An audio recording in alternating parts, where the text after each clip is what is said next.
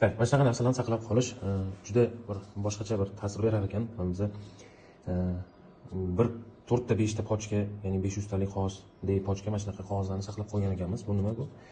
Oldin qanaqa hisob-kitob qilinardi bu? 20-yilgacha bunaqa bo'lgan bizada. Mana masalan mana shu qog'ozda hozir mana ishchilarning ismi, nomerlari yonida. Keyin bu yoqda numeratsiya ketgan, u 40 gacha borgan, bu operatsiyalarning soni va har bitta qog'oz bitta zakaz, ya'ni bitta model va nechta dona bichilgan bo'lsa, o'shancha aniq qilinadi bu yerda. Bu yerda mana har bitta operatsiyani kim bajarganligi yozilardi. Har bittasini ruchnoy hisoblab chiqardim men. Buni yana Excelga kiritib, formulaga qo'yib hisob-kitob qiladim. Va formuladan keyin mana bunaqa narsa chiqardi ishchilarga.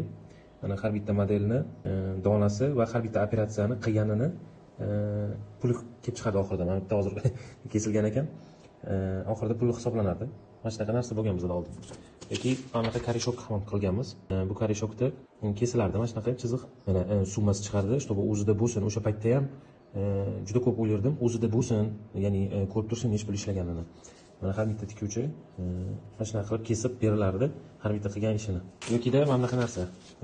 Kroy, mana сопроводительная karta nomer bor, modelning nomi, material, anaqasi, количествоsi va razmerlari va nechta donaligidan.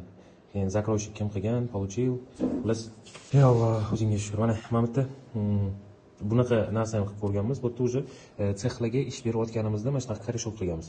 Ya'ni uslugiga berganimizda mana topshirilgan sanasi, tikkan sex, upakovka soni, brak upakovka, bitta model bilan karta kroyi, zakaz, nomer model, karta kroyi, zakaz, nomer model, karta kroyi. Xullas, mana shunaqa gaplar, mana shunaqa ishlar bo'lgan bizda. Nimadandir boshlash kerak edi. Mana shunaqa. Hozir shu holatga kelganmiz, ya'ni tizim qildik. O'sha tizimda ancha qulay, oson.